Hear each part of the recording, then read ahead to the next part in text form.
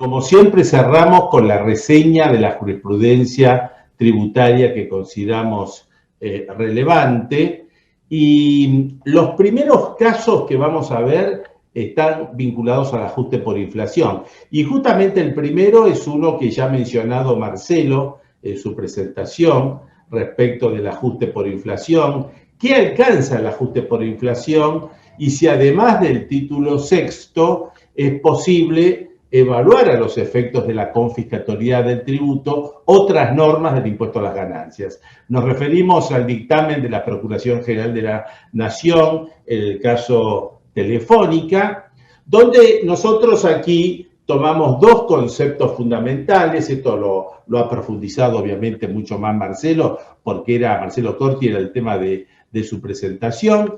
El primer argumento que nos parece fundamental, que dice la procuradora, que si bien los mecanismos de ajuste por inflación se encontraban suspendidos por aplicación de las leyes 24.073 y 25.561, no es menos cierto que ello no empece a su utilización para evaluar la confiscatoriedad del tributo. O sea que a los efectos de la confiscatoriedad, ¿qué es lo que nosotros podemos aplicar? Y después me parece que también hay un elemento muy importante de este dictamen, está faltando, como bien decía Marcelo, el fallo de la Corte, que nada se encuentra en la sentencia de la causa Candy. Este es uno de los puntos de conflicto o distinta interpretación con la FIP, que permitan inferir que la Corte haya consagrado al título sexto de la Ley de Impuesto a las Ganancias como el único mecanismo de ajuste permitido para demostrar la confiscatoriedad del tributo. Estos dos aspectos nos parecen centrales para analizar los temas que podamos llegar a tener. Y seguimos con el ajuste por inflación. Acá tenemos un caso muy interesante, Escolva, que viene de la Cámara Federal de Apelaciones de Córdoba, de la Sala A del 6 de mayo, donde la Cámara de Apelaciones dispuso la procedencia de la medida cautelar para aplicar el ajuste por inflación sin los diferimientos. Desde este punto de vista, nos parece un antecedente realmente importante el enfoque que acá le ha dado la Cámara de Apelaciones de Córdoba. Y fíjense que siguiendo con estos antecedentes, aparece también una sentencia de la Sala 4 de la Cámara Federal en el caso Banco Francés, donde dice que el ajuste por inflación comprende el título sexto y las demás previsiones sobre actualizaciones en el impuesto a las ganancias. Es decir, este caso de la Sala 4 está alineado en esa posición que hemos hablado del dictamen de la Procuración General.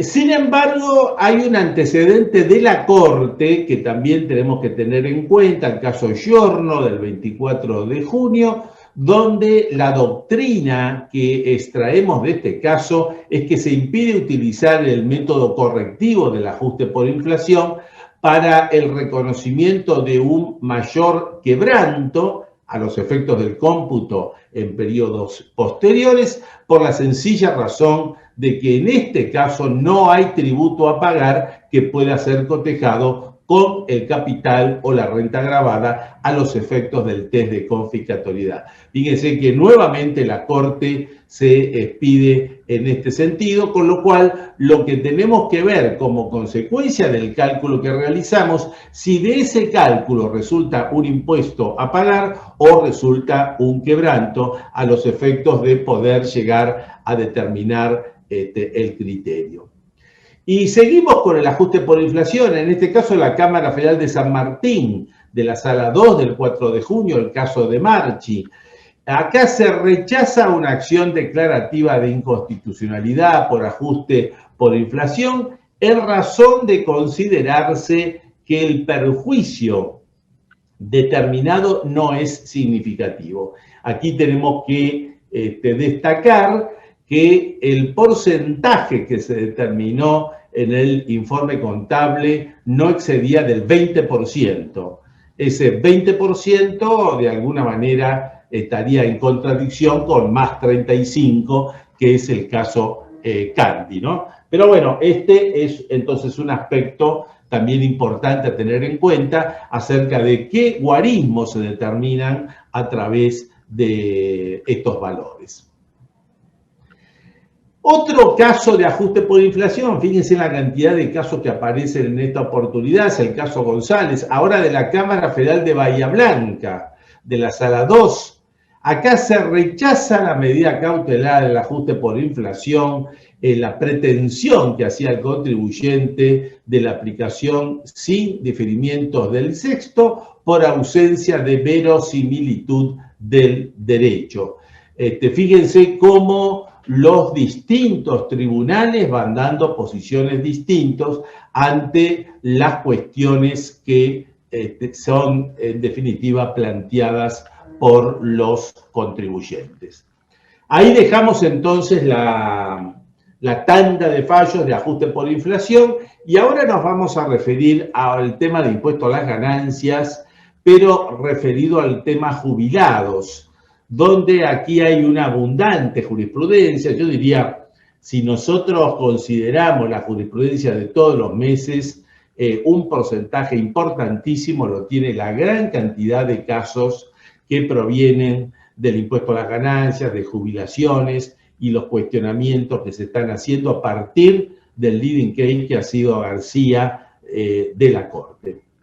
Pero en este caso que nosotros vamos a rescatar acá, que es el caso Barcia Jorge de la Cámara de Apelaciones de la Sala 4 del 1 de junio, nos pareció muy interesante el enfoque que se realiza porque dice la Cámara que teniendo en cuenta la doctrina jurisprudencial del precedente García, que es justamente el leading case de la Corte, dice que resulta necesario examinar si el dictado de la ley 27617, modificaciones de ganancias en función de lo que son las jubilaciones, modifica las conclusiones vinculadas a la configuración de la verosimilitud del derecho.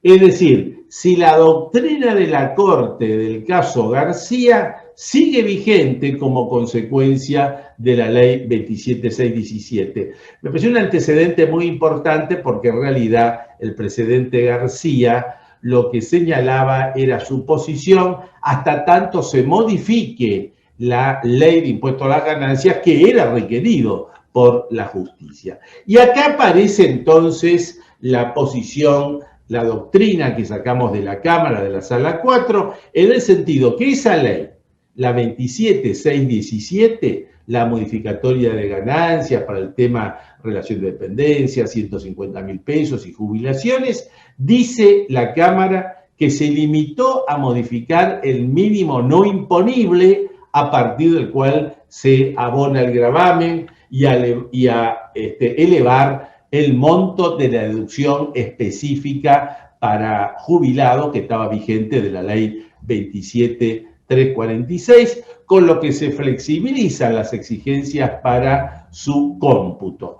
Pero acá viene lo importante, dice la Cámara, modificaciones que a priori no revelan un tratamiento diferenciado para la tutela del jubilado en condiciones de vulnerabilidad por ancianidad o enfermedad, que conjugue dicho valor con la capacidad contributiva potencial en los términos de la Corte. Quiere decir que con este pronunciamiento, que reitera lo que en el caso Hilario, Oscar, la Sala 4 yo también había establecido, llegamos a la conclusión entonces que la doctrina de la Corte del caso García no queda afectado por la ley 27617 porque no se considera como una ley en los términos de lo que pidió justamente la Corte, que era el cambiar las disposiciones de la ley de ganancia para jubilados. Solamente modificación, dice la Cámara, de lo que es las deducciones personales. Nos pareció también interesante de la Sala 4 de la Cámara esta causa Poplaski del 29 de junio. Acá, a través de una medida cautelar, el contribuyente, en una acción declarativa de certeza, plantea la inconstitucionalidad de bienes personales. Es interesante señalar que en este caso, de acuerdo a la información que presenta el contribuyente, el tributo de bienes personales absorbería el 61.7% de las ganancias del ejercicio, pero acá la Cámara confirma la resolución apelada, o sea, de primera instancia, en cuanto había rechazado la medida cautelar. Y en esa oportunidad, porque se dijo que las cuestiones que se sometían a examen, a la discusión, requieren de un análisis de hechos y de derechos que excede el restringido marco de conocimiento propio de un proceso cautelar. Vemos acá entonces las distintas posiciones que siguen existiendo en la justicia. El caso Cargill también lo destacamos porque la Cámara, en la Sala 5, determina la procedencia de la compensación de retenciones de IVA que se efectuaron a tercero al impugnarse las operaciones por inexistentes. En este punto llega a la conclusión la Cámara que, al no haberse acreditado la veracidad de las operaciones impugnadas, esto es muy importante tenerlo en cuenta, o sea, las operaciones no fueron tenidas como legítimas, entonces no puede considerarse válido ante esta circunstancia que la actora se hallara obligada a retener un impuesto sobre operaciones que obviamente se consideran inexistentes. Al respecto, en el mismo sentido, el dictamen de la Procuración en la causa que ya hemos analizado en reuniones anteriores, la Compañía Argentina de Granos de septiembre del año 2016.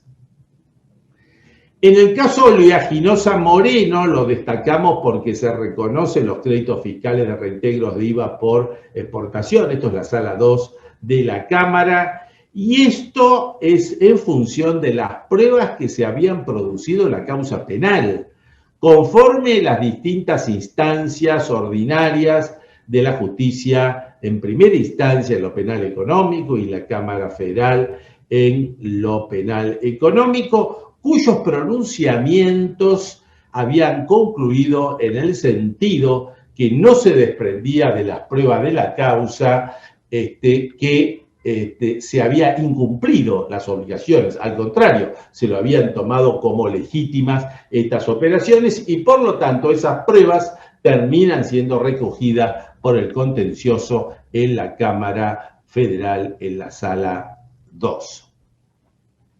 Respecto del cómputo del IVA en el impuesto a los combustibles líquidos y el gas natural, la Cámara Federal de Apelaciones de Rosario, en la causa UACER, Sociedad Anónima, llega a la conclusión que procede el cómputo del IVA sobre los combustibles líquidos y el gas natural, pero limitado al combustible que efectivamente es utilizado en el transporte de cargas. Por lo tanto, lo vinculado a otro tipo de destinos no tiene la posibilidad del cómputo del crédito fiscal correspondiente. Otro caso interesante del monotributo que vemos que siguen los casos de discusión de exclusión, en este caso el caso Perata de la Sala 1 del 10 de junio, el contribuyente que se había excedido de los ingresos, la FIP que lo había excluido por superar el monto de ingresos, pero el tema que se termina discutiendo en esta sentencia es que en realidad lo que había motivado la exclusión del monotributo era la adquisición de prótesis mamarias que la Cámara lo considera como reintegro de gastos y no de ingresos de actividad. Por lo tanto, estos gastos que habían sido facturados por la adquisición de prótesis mamarias corresponden a erogaciones efectuadas por el actor, pero por cuenta de sus pacientes, son reembolsos, no son computables con ingresos brutos y de esta manera entonces se anula la exclusión que había dispuesto la AFIP en función del exceso de los ingresos. Otro tema, no menos importante, que se nos presenta a diario es la fecha a partir de la cual corresponde la procedencia de intereses en los casos de repetición. Acá estamos señalando el antecedente de la sala 2 de Telefónica, donde dicen que los intereses no corren desde el pago sin causa, sino desde la fecha de solicitud administrativa de devolución que se interpone ante la sentencia firme a su favor. Dicho sea de paso, esta posición está en línea con lo que había resuelto también la sala 2 en la causa ADCO, OHI Citibank en la sala 3 y Telefónica en la sala 4. Pero es importante destacar que en sentido contrario, en la causa Telefónica, pero de la sala 5, se ordenó la devolución de los intereses desde la fecha de pago. En esa oportunidad, al equiparar el pago que el sujeto hace en oportunidad de interponer recurso de apelación y limitada contra una sentencia adversa de un tribunal fiscal a un supuesto de pago a requerimiento. En base a este argumento, se ordena la devolución de intereses desde la fecha de pago. En los otros casos, la posición es contraria, con lo cual la sala 5 ha quedado sola en este sentido. Respecto de declaraciones juradas rectificativas, que venimos dando antecedentes jurisprudenciales en los últimos casos, acá presentamos otro caso, es el caso Toledo de la Cámara Federal, la sala 4, 17 de junio. Aquí el problema se dio respecto de una rectificativa de IVA. Los problemas están aquí explicitados, los problemas de carga de los datos en el aplicativo de IVA. El contribuyente cargó 3.351 pesos a la alícuota del 21, cuando en realidad correspondía a los 15.000 pesos, o sea, cargó el importe ya determinado.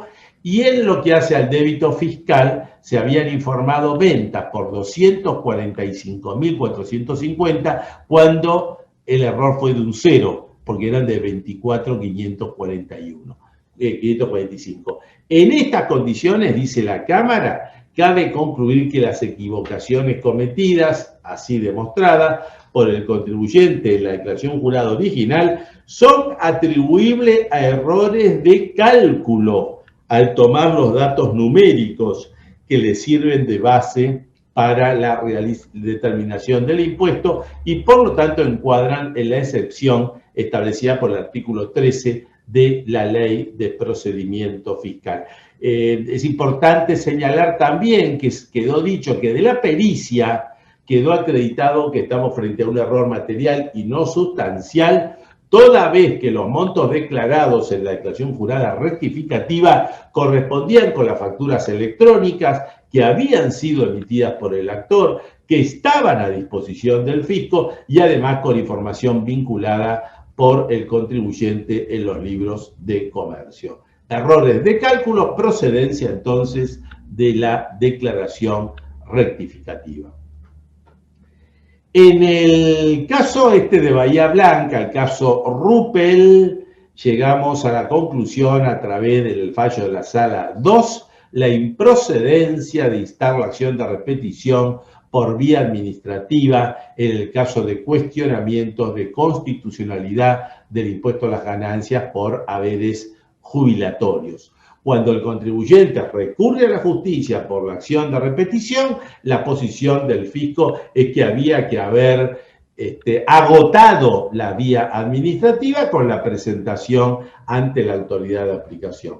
Se viene reiterando la jurisprudencia en un sentido similar, porque no corresponde en estos casos el agotamiento de la vía administrativa, porque en realidad lo que está cuestionando el contribuyente es la constitucionalidad del impuesto a las ganancias. Sobre esto el fisco no se puede pedir y el intentar hacerlo como interpreta el fisco sería un ritualismo inútil que hay que evitar. Excelente esta decisión de la Cámara de Bahía Blanca. Tenemos un caso acá de la competencia del Tribunal Fiscal en razón del monto, multas. 2 multas, las multas independientemente no alcanzan el monto para apelar ante el Tribunal Fiscal, sí, si se suman, y aquí sigue la Cámara con la tradicional jurisprudencia en el sentido que para determinar la competencia del Tribunal Fiscal en razón del monto, se deben considerar las multas en forma independiente, tenemos que ver cada una cuál es el valor, si llegamos o no al tope, pero no se pueden sumar a los efectos de dar la competencia del Tribunal Fiscal. Un caso de la Corte reciente en materia de secreto fiscal se refería a la Procuraduría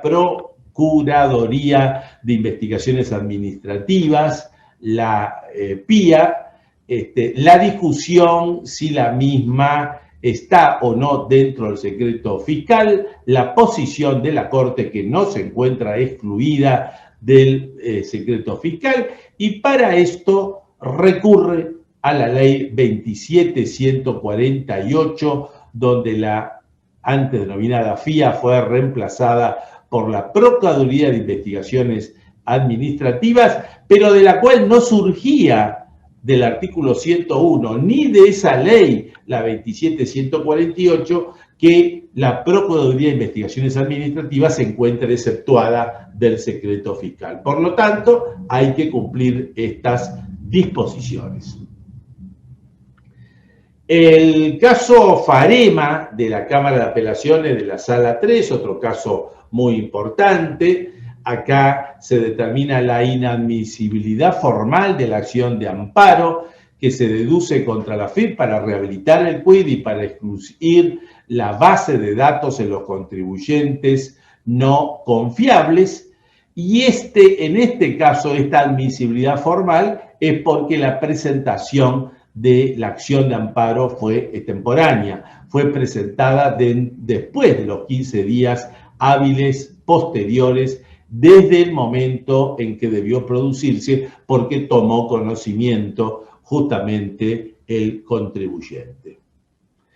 En el caso, hay un fallo de la Corte que quedó desierto esta apelación, fue inadmisible el recurso extraordinario y por lo tanto quedó en firme la decisión de la Cámara Federal de Apelaciones de Córdoba en estos casos que son tan controvertidos y que tienen posiciones encontradas en la jurisprudencia, donde aquí la Cámara Federal de Apelaciones de Córdoba llegó a la conclusión de la procedencia de la acción de amparo por inclusión en la base de contribuyentes no confiables, con el argumento, como hemos visto ya en anteriores reuniones, de la inexistencia de un acto administrativo.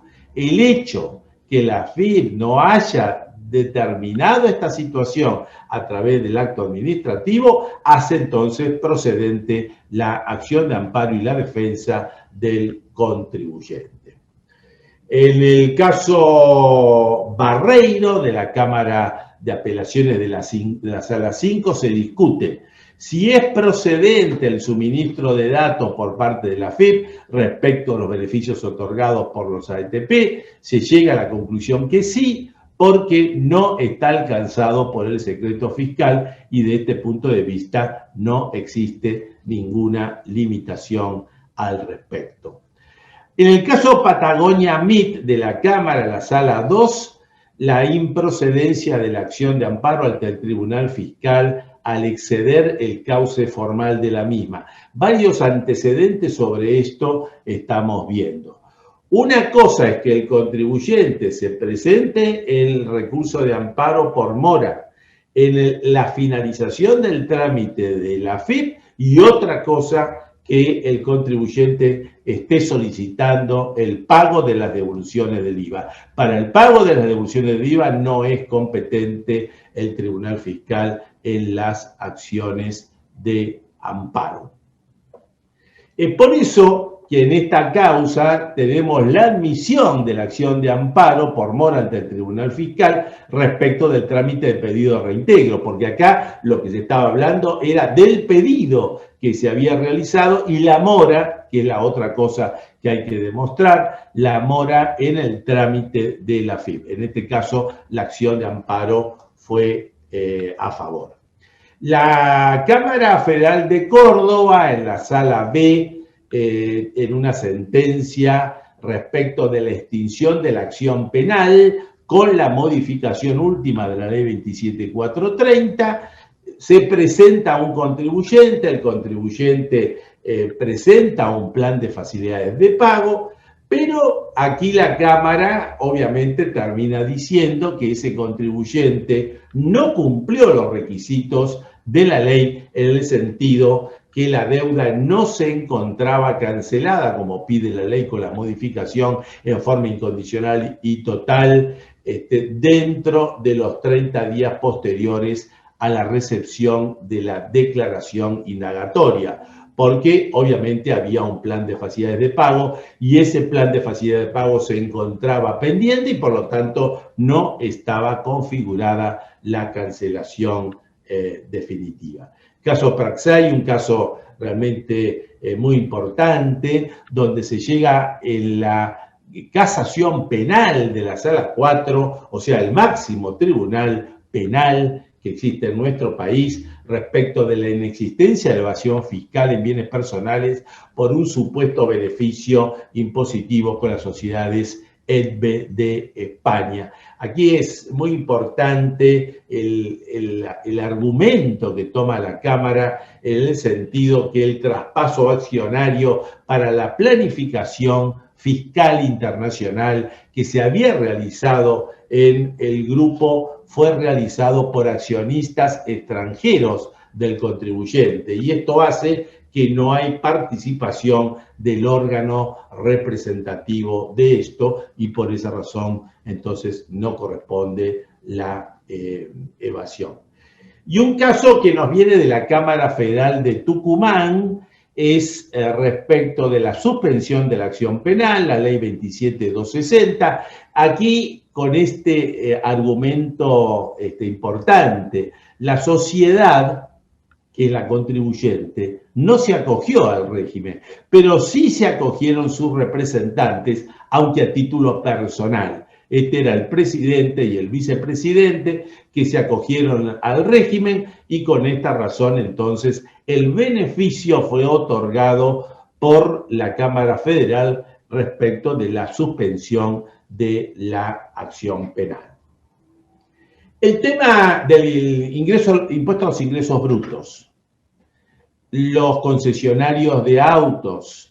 Aquí tenemos una nueva expresión, en este caso de la Cámara, de la Corte Suprema de Justicia de Tucumán, en la causa de Schumacher Automóviles, y aquí es importante que este fallo es a partir de la modificación del Código Civil y Comercial de la Nación. Y acá la posición que tomó la Corte de Tucumán es que la base imponible de los concesionarios del impuesto a los ingresos brutos desde la vigencia del Código Civil y Comercial, o sea, desde agosto del 2015, hasta el dictado de la ley provincial, esto es lo que se discutía, la ley 8997, que era el 2017, estaba dada por el valor total de los vehículos vendidos durante el periodo fiscal. Acá tenemos que recordar que esa ley, la provincial, la 8997, a través de su artículo 223, inciso quinto, disponía que la base imponible estaba constituida por la diferencia de precio de venta y compra, tal cual dice el código, pero a partir de esa ley.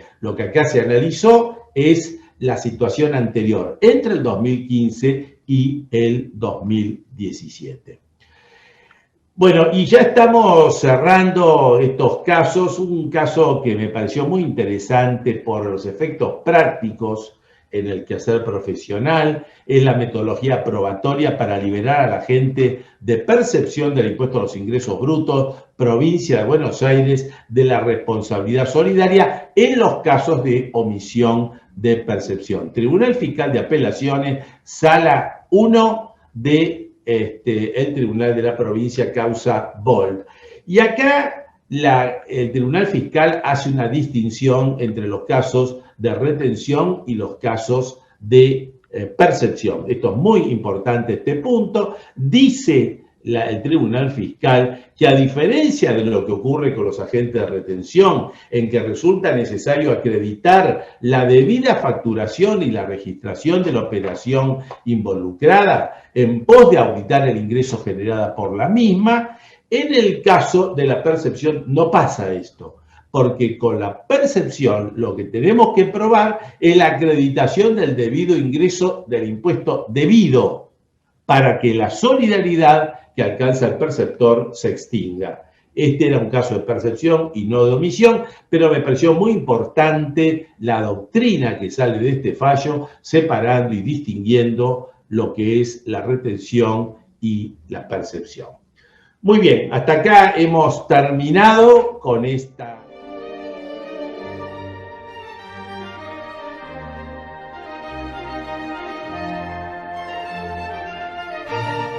Las últimas preguntas, hay una pregunta que, en relación con los antecedentes que hemos planteado hoy en la parte jurisprudencial de los amparos, nos preguntan cuál es el criterio distintivo, en realidad, que hay que emplear respecto de los amparos.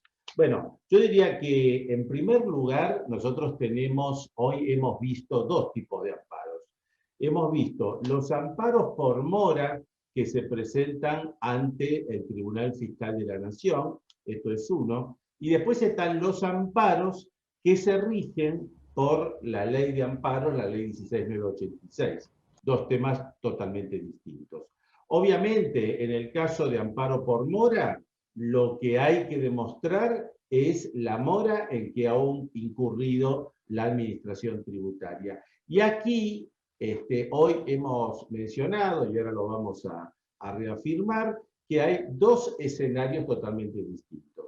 Una cosa es cuando esa mora de la administración tributaria hace que no finalice un trámite administrativo. Acá es procedente el amparo, obviamente en la medida que se demuestre la mora administrativa. Y otra cosa son los amparos por mora, pero que están planteados ante el Tribunal Fiscal para obtener la devolución de pesos, ya sea de recupero de créditos, etcétera, etcétera, etcétera. En estos casos es donde no procede la acción de amparo, porque la acción de amparo está dirigido a los trámites. Y desde ese punto de vista, lo que hace el Tribunal Fiscal, si considera que procede el amparo, da un plazo para que en definitiva se pueda expedir la administración tributaria.